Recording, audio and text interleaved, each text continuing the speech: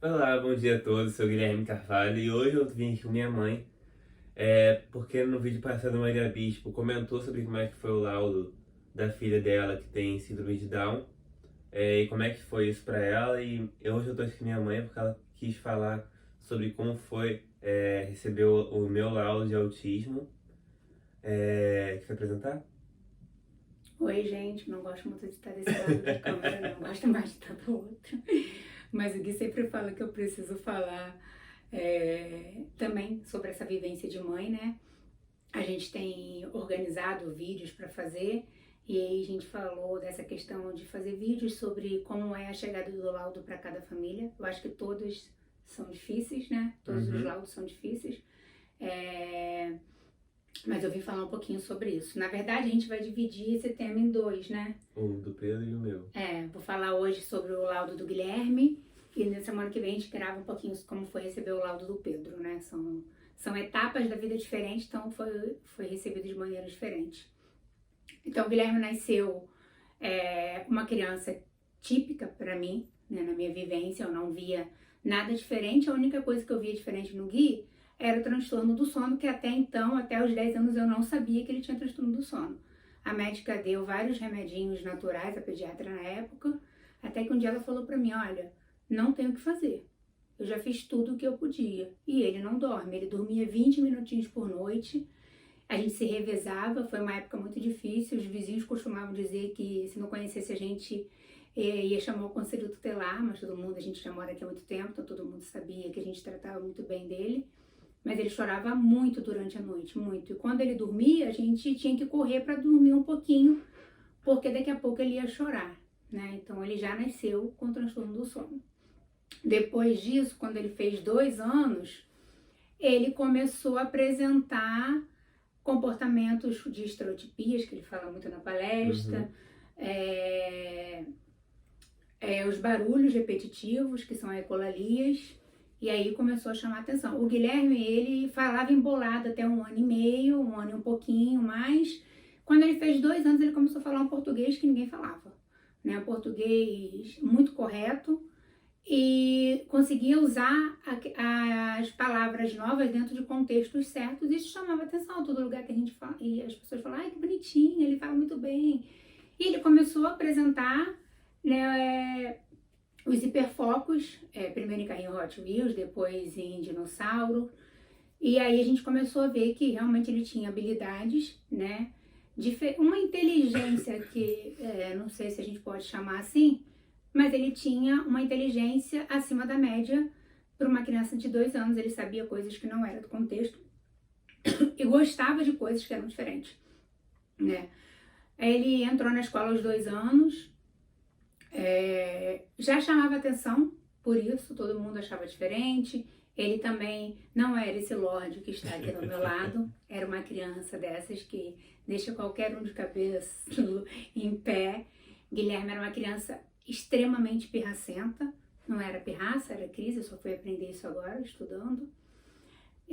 Aquelas crianças que, sabe quando a gente não é mãe, que a gente diz assim, se meu filho fizesse isso, pois é, falei isso várias vezes e paguei pela minha língua, porque ele era exatamente essas crianças que fazem pirraça de rolar no chão, ao ponto das pessoas me pararem na rua para fazer oração, de pararem para fazer comentários negativos, de tentar me ajudar. Ele chegava a gritar socorro na rua, pelo amor de Deus, me ajuda, ela vai me matar quando eu chegar em casa. E ele, tudo que a gente combinava e que eu falava, olha, se você não se comportar, a gente vai voltar para casa. Todos os combinados eram quebrados, Guilherme era muito agitado. Até o que ele não fazia em casa, quando ele chegava na casa dos outros, ele fazia. Então, eu deixei de sair, eu não ia mais à festa sozinha, eu perdi algumas pessoas, que não vou falar que eu perdi amigos, porque amigos não se vão assim. Mas eu perdi pessoas que conviviam com a gente e eu fui cada vez mais deixando de sair, porque os comentários me magoavam, né? Eu ouvia coisas, você já reparou que ele é estranho? Você já viu, olha, você vai ter uma festa, eu tô chamando você, depois que eu já tive o Pedro, mas não dá para levar o Guilherme. Ou ter festa de aniversário que todos os amigos da escola foram e ele não foi convidado. Então, realmente, ele era uma criança que me preocupava e eu ficava frustrada, porque como professora eu falava, gente, eu educo todo mundo e não consigo educar meu filho. Eu voltava chorando das festas, eu saía no meio sem falar nada pra ninguém, eu chegava em casa e me desmanchava em chorar porque eu me desesperava. E aí, quando o Gui fez 3 anos, a escola sinalizou que ele era diferente, né? A gente já via algumas coisas. Não foi fácil pra mim, foi um momento muito difícil.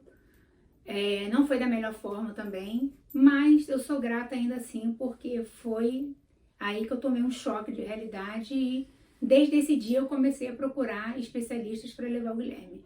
Né? Na nossa cidade, na época, a gente não tinha as clínicas que tem hoje, os tratamentos que a gente tem hoje, era muito difícil, são 15 anos atrás, né? A gente também não tinha especialista na área de autismo em Cabo Frio. E eu penei muito com isso, eu rodei todos os lugares, aí eu ia ao pediatra, não é nada, é só inteligência, ele é inteligente, gente inteligente é assim mesmo. Mas assim, não era normal, os comportamentos dele, não é normal uma criança ficar horas e horas, não era normal não conseguir se comportar o mínimo esperado para a idade dele, as pirraças, ele batia a cabeça, ele se machucava, ele me machucava, porque quando ele estava em crise a gente tinha que segurar ele a força para ele não fazer tanta pirraça. Pena que na época a gente não tinha celular, essas coisas eu não tenho muitos. Eu tinha os vídeos, mas eu não tenho mais. Mas foi muito difícil pra gente entender o que estava acontecendo e a gente se sentia frustrado, porque a gente queria que ele se encaixasse socialmente onde ele não cabia, né? E aí, quando a escola falou isso pra gente, a gente começou a correr atrás. Só que, como a gente não tinha especialistas, eu fiquei rodando e batendo cabeça e gastando muito dinheiro, até que a gente achou uma psicopedagoga que acompanhou ele por um bom tempo e ela falou a primeira vez pra mim, olha, eu acredito que isso seja autismo. Eu falei, não, que autismo? Eu trabalho com crianças autistas, mas na verdade eu tinha aquele pré-conceito de que o autismo era aquele autismo nível 2 e nível 3. Eu não conhecia autista como Gui, ainda... assim, há pouco tempo que eu achei pessoas com as mesmas características, que é bem difícil de achar. E eu fiquei naquela, né, da negação, que é muito normal. Nessa época o Guilherme tinha 6 anos, mais ou menos. Mais ou menos isso. Né? A gente já tinha ido a vários médicos. E aí eu levei ele numa especialista no Rio. Na época a gente tinha muito pouco dinheiro, era muito difícil, mas a gente tem uma coisa que é um diferencial, que eu acho que me ajudou muito, que é uma rede de apoio, os avós, o pai, os tios, todo mundo me ajudou muito financeiramente, com apoio, com tudo que podiam. E a gente levou ele numa Bambambam lá no Rio de Janeiro, de autismo, e ela falou pra mim naquele dia assim, olha, ele tem autismo, mas eu não vou botar isso no laudo dele, eu vou botar que ele tem TDAH, porque senão a gente vai fracassar ele, porque a escola não vai entender, a sociedade não vai entender, ele é muito inteligente, então vamos botar só TDAH, porque se a gente botar autismo aqui, ele vai estar fadado a um fracasso. Eu entendo que naquele momento ela quis proteger o meu filho, né, de uma sociedade que ainda é muito preconceituosa e que muitas vezes fecham as portas antes de conhecer. Eu passo por isso toda vez que a gente vai botar num curso, toda vez que a gente vai botar numa aula, porque eu hoje não falo, mas se eu falar que ele tem autismo, as pessoas nem se dão o direito de conhecer. Eu escuto, tipo, não sei trabalhar com esse tipo de gente. Então, eu já escutei isso muitas vezes. Mas aquilo me incomodava, porque como que eu ia viver uma mentira? E quando que o Guilherme, como se eu não podia falar pra ninguém, como é que eu ia dizer pra ele quando a gente ele tivesse uma idade, eu não ia dizer se ele era autista, isso me incomodava bastante. Eu não gosto de mentira, eu falo pra ele sempre que depois da verdade não tem mais nada a se dizer, né, Gui? Então a gente tem que enfrentar a verdade sempre. E aí eu fiquei com esse laudo por um bom tempo, até que então o Guilherme se percebeu autista, ele fala muito isso na palestra, e ele me perguntou se ele tinha autismo, eu falei que sim, mas a gente ainda estava ali fechando o laudo, né, porque eu estava procurando outro médico para eu ter certeza, porque eu tinha dúvidas sobre aquilo, apesar de todas as características que estavam ali. E a gente achou o Dr. Clay no Paraná, eu comecei a ver uns vídeos dele e eu marquei uma consulta online, a gente juntou dinheiro mais uma vez, a família toda, que era uma consulta que a gente não podia pagar naquela época. E a gente eu mandei vídeo, ele fez toda a trajetória do Guilherme, né? Mandei todos os laudos. A gente aí também já tinha feito parecer técnico com uma junta de especialistas, também fechou para autismo. E aí o Dr. Clay fechou definitivamente o laudo do Guilherme. Mas quando eu fui buscar o laudo na clínica onde eu fiz o parecer técnico, que aí eu falo que foi a primeira vez, né, que realmente fechou para autismo, foi muito difícil. Eu estava nessa busca já há anos, dos 3 aos 8, que foi quando a gente conseguiu o parecer técnico. E eu fui buscar o papel e quando eu voltei, eu não voltei para casa. Eu andei a praia inteira, eu fui de Cabo Frio, Arraial do Cabo com aquele papel, chorando aos prantos. E aí você vai falar, mas você já não sabia, assim. Mas enquanto não fecha, a gente tem uma esperança. Eu não sei explicar isso para outra pessoa que não vive, mas quem vive sabe do que eu tô falando. Enquanto a gente não fecha o laudo, a gente tem uma esperança que alguém vai dizer, não é nada disso. E até porque o autismo não tem uma cura, porque também não é uma doença. Eu demorei a entender isso. Então, tipo, é uma coisa definitiva. Daqui pra lá, você agora vai ter que seguir com essa verdade, né? Eu andei a praia inteira, eu lembro que minha cunhada, todo mundo tava tentando me ligar, e uma hora eu atendi o telefone, minha cunhada falou assim, o que que houve? Você não voltou pra casa com o papel? E o que que a médica falou? Você tá onde? Aí eu falei, eu tava desesperada de chorar, e eu falei pra ela que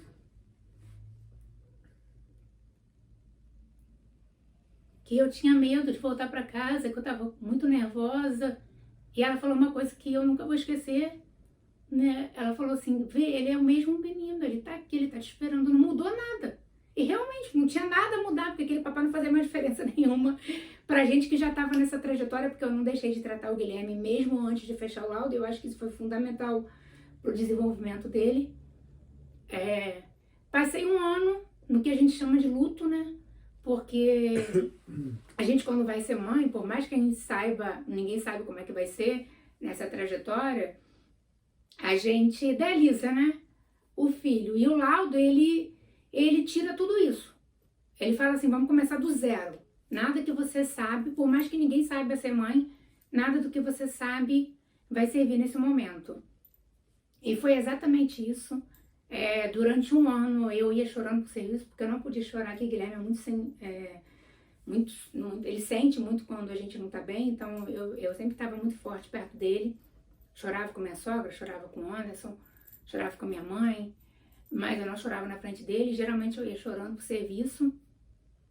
E às vezes eu precisava chegar no serviço e pedir para uma amiga minha, Marcela, vir num carro para a gente poder conversar um pouco antes de eu entrar. Então foi um ano ali de desespero.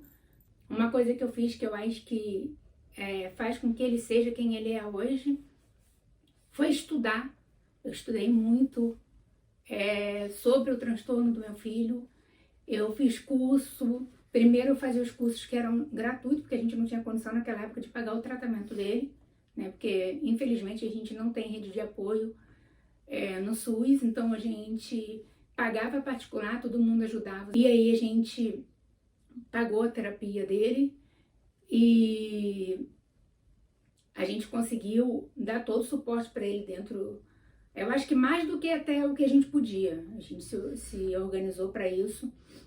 Então, eu sou muito grata a essas pessoas que me ajudaram, que não viraram as costas pra gente, porque tudo que ele evoluiu, tudo que ele construiu de lá para cá, foi através da terapia, foi através da família, foi através dos amigos que nos ajudaram e de acreditar. Tudo que as pessoas diziam que meu filho não ia conseguir, ele conseguiu. A gente acreditou. A gente sempre falava para ele, meu filho, você vai conseguir. A gente pode demorar muito mais do que as outras pessoas, mas a gente vai conseguir. Eu lembro que o Guilherme demorou muito a amarrar o sapato. E isso me deixava muito angustiada, porque eu queria que ele amarrasse o sapato sozinho, e todo mundo falava assim, isso é simples de resolver. Compra um sapato para ele de velcro. Mas eu falava, não, ele tem que aprender. Ele tem que aprender. Outra coisa que demorou muito foi tomar banho sozinho. Era uma dificuldade que ele tinha muito grande. Mas, graças a Deus, passou também. Só demora mais tempo, mas vai. E todo mundo pensa assim, né? Ah, mas quem olha hoje não vê realmente muitas questões, porque a gente trabalhou muito com ele. Mas eu acho que o maior medo que a mãe tem, e que eu tinha, e que todas as mães que eu acompanho têm, é o medo de não ter o direito de morrer, porque a gente tem medo de não poder morrer, porque a gente fica assim, quem vai cuidar dos nossos filhos, né? Quem vai ter a paciência, quem vai ter a dedicação que a gente tem? Graças a Deus. Eu não quero morrer agora, não. Mas eu sei que ele tá pronto para seguir, que ele tá pronto, a gente tá na mesma caminhada. Eu falo que eu costumo dizer que eu tô seguindo 2 corridas. Ele e o Pedro correm para lugares diferentes e eu tô correndo com os 2 ao mesmo tempo. Mas a gente também sabe que o Pedro tem as demandas dele, mas que ele também está se desenvolvendo muito bem. Semana que vem eu vou falar sobre como foi o laudo do Pedro. Mas foi isso. Depois que passa esse período do luto, depois que passa, todas as fichas caem da família, e o fato do Guilherme ter se aceitado muito bem também ajudou muito a gente. E depois que eu acho que o divisor de águas pra gente foi quando ele começou a fazer a palestra e ele ter orgulho dele. E ele fala, mãe, quem não me aceitar, tudo bem. Ninguém é obrigado a aceitar a gente, vamos pra próxima. Então acho que isso foi um divisor de águas pra mim também, de aceitação. E no dia que ele disse pra mim também que estava se estudando uma cura em Harvard, e ele falou pra mim, mãe, se tivesse uma cura, você me curaria? Eu fiquei pensando naquilo, na pergunta mais difícil que eu acho que eu já ouvi na minha vida. E eu perguntei pra ele assim, você gostaria de ser curado? E ele falou que não, porque senão ele deixaria de ser quem ele é.